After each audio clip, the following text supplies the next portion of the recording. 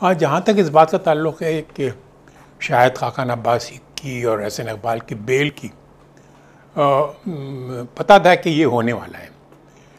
जहाँ तक इस बात का ताल्लुक़ है नवाज शरीफ साहब की इलाज के सिलसिले में जो पोजीशन हुकूमत ने ली हुई थी उनको बाहर भेजने पर, उसे लगता है कि वो पीछे हट रहे हैं। अगर going back to Shahid Khaqan Abbasi और एहसन इकबाल, असल में मसला जो है, दो मसले हैं।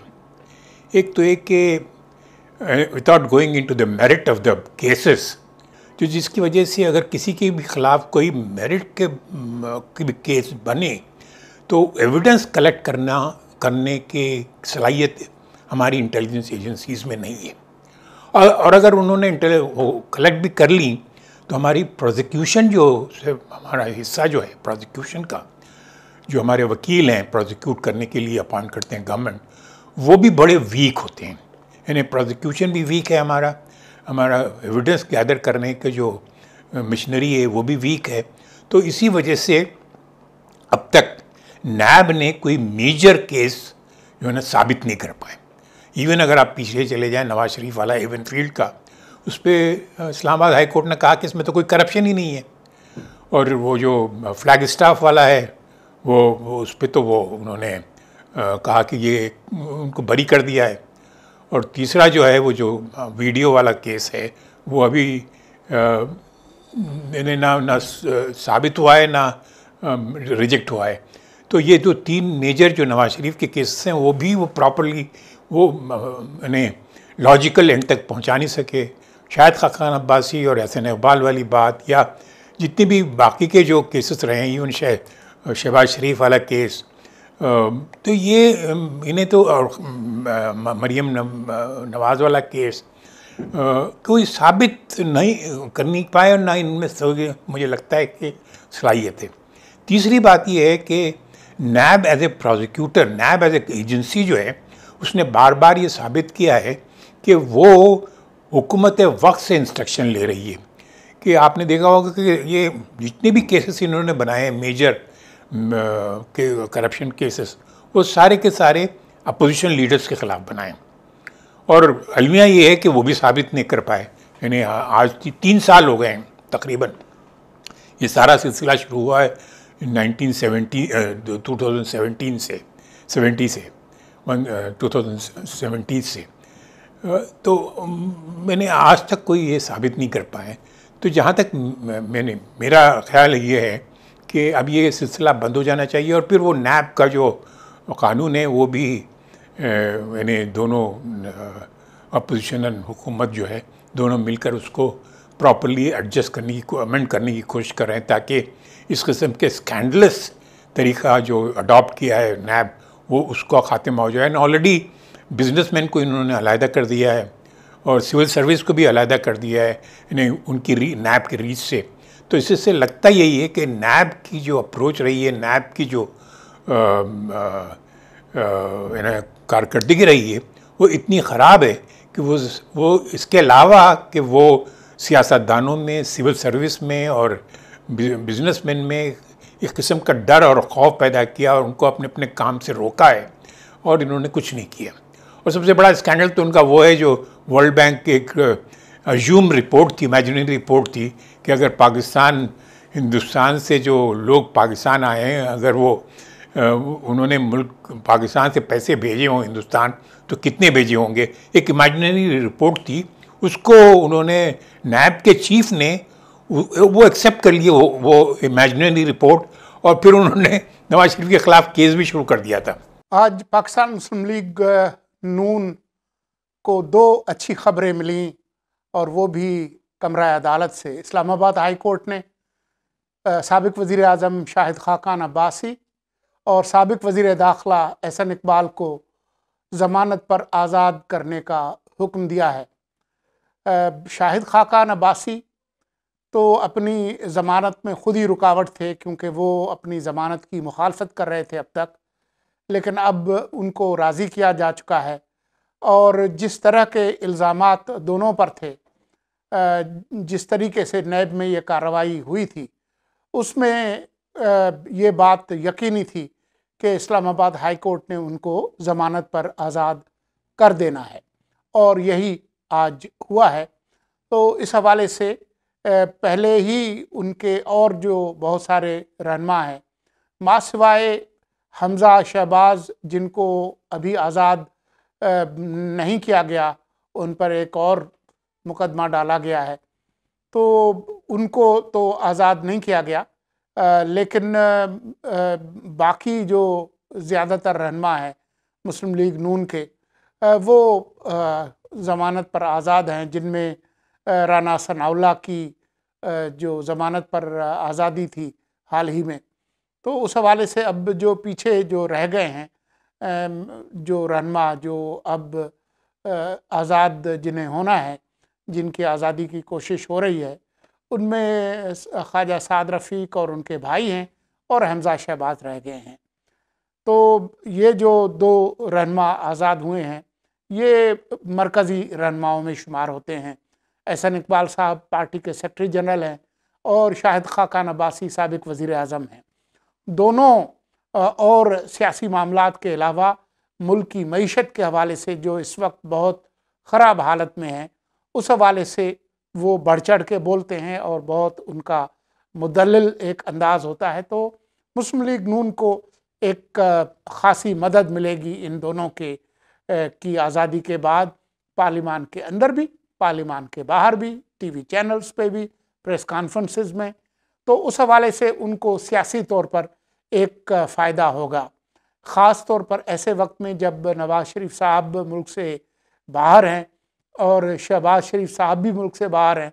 तो जो लाइनअप है मुस्लिम लीग नून का, उसको एक मदद ज़रूर मिलेगी।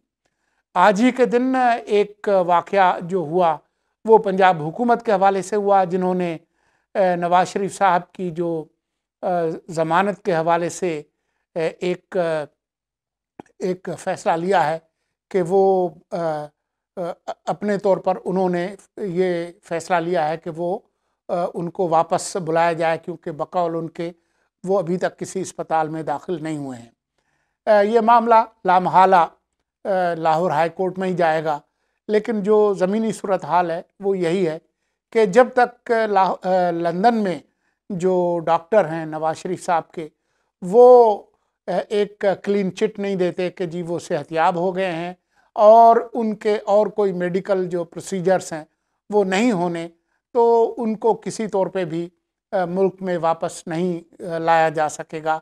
अब जो मामला है वो सिर्फ़ मरियम नवाज़ शरीफ की रवानगी का है, वो फ़ैसला भी लाहौर हाई कोर्ट ने ही करना है।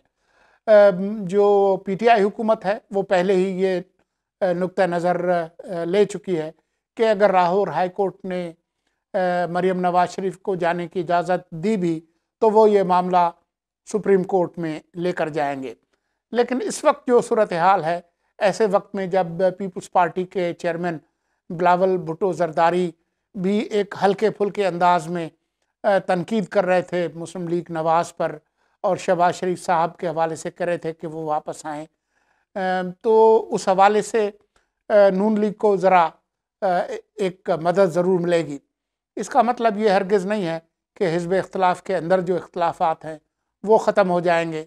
इसका मतलब ये भी नहीं है कि फ़ौरी तौर पर कोई ऐसी सूरत हाल बन रही है जिसमें हुकूमत की तब्दीली हो, कोई इन हाउस तब्दीली हो। इन हाउस तब्दीली के हवाले से ख़ुद मुस्लिम लीग नून की जो क़यादत है, ख़ास तौर पर जो लंदन से जो आवाज़ें आ रही हैं, वो यही आ रही हैं कि वो ऐसी किसी कोशिश का हिस्सा नहीं बनेंगे, क्योंकि जो मुल्क की सूरत हाल है मुआशी, उसमें ये मुमकिन नहीं है कि अगर इन हाउस तब्दीली के ज़रिए किसी तरह से मुस्लिम लीग नून इक़्तिदार का हिस्सा बन जाए, तो जो मौजूदा जो बहरान है, गवर्नेंस का बहरान, मुआशी बहरान, उसमें किसी तौर पे भी मुस्लिम लीग नून की हुकूमत बाकी जो अरसा रह गया है उसमें किसी तौर पे कोई बहुत बड़ी तब्दीली ला सकती है। इसलिए वो इस तरह की किसी कोशिश का हिस्सा नहीं बनेंगे। मईशत के हवाले से जो अहम ख़बर है आज की, वो यही है कि पिछले 7 महीनों में, जो माली साल के 7 महीने हैं जुलाई से लेकर अब तक, उसमें जो जो प्राइवेट जो बारोइंग है सरमायाकारी के हवाले से, बैंकों से कर्जा लेने के हवाले से, वो कम तरीन सतह पे है। अगर इसका मवाजना पिछले साल के उन्हीं 7 माह से किया जाए तो जो प्राइवेट बारोइंग है, यानी बैंकों से जो प्राइवेट निजी जो कर्जे लेने की जो सूरत हाल है, उसमें 70% कमी आई है। ये वो रुझान है जो कि इस हुकूमत के आने के बाद बहुत ज़्यादा बढ़ा है, क्योंकि जो पॉलिसी रेट जिसको कहते हैं या जो शरह सूद जिसको कहते हैं, वो 13.25 पे इस वक्त मौजूद है। तो उस वजह से जो प्राइवेट जो सरमायाकार हैं वो किसी किस्म का कर्जा लेने से एतराज़ कर रहे हैं। जो पिछले 7 माह हैं माली साल के, उसमें ये जो प्राइवेट बारोइंग है पिछले साल के मुकाबले पे, जैसा कि अभी आज की जो फिगर्स हैं, 70% कम हुई है। यानी 7 महीने पिछले साल के अगर उसका मवाजना करें तो पिछले साल ये कोई 579 अरब रुपए प्राइवेट बारोइंग हुई थी। इस साल इन्हीं 7 महीनों में ये कम होके 179 अरब प्राइवेट बारोइंग हुई है। पिछले साल यही जो 7 महीने थे उसमें 587 अरब लिए गए थे।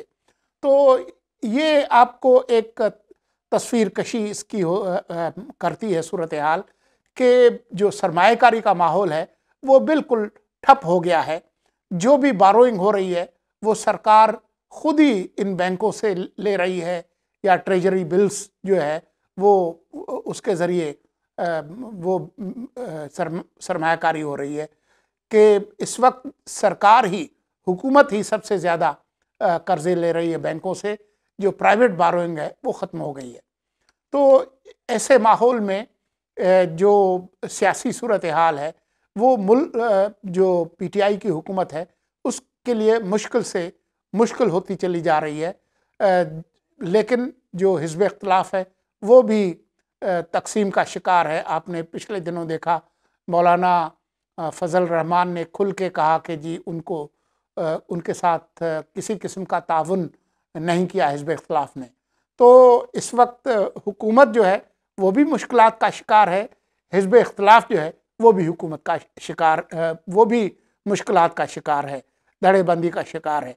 तो ऐसे में जो हालात हैं वो अवाम के लिए वो बहुत मुश्किलात का बायस है, जिसके नतीजे में हुकूमत तो अपनी कारकर्दगी पूरे तरह से नहीं दिखा रही है, लेकिन जो हिज़्ब इख्तिलाफ है वो भी मुश्किलात का शिकार है और कोई बड़ी सियासी तब्दीली फौरी तौर पर होती हुई नज़र नहीं आ रही।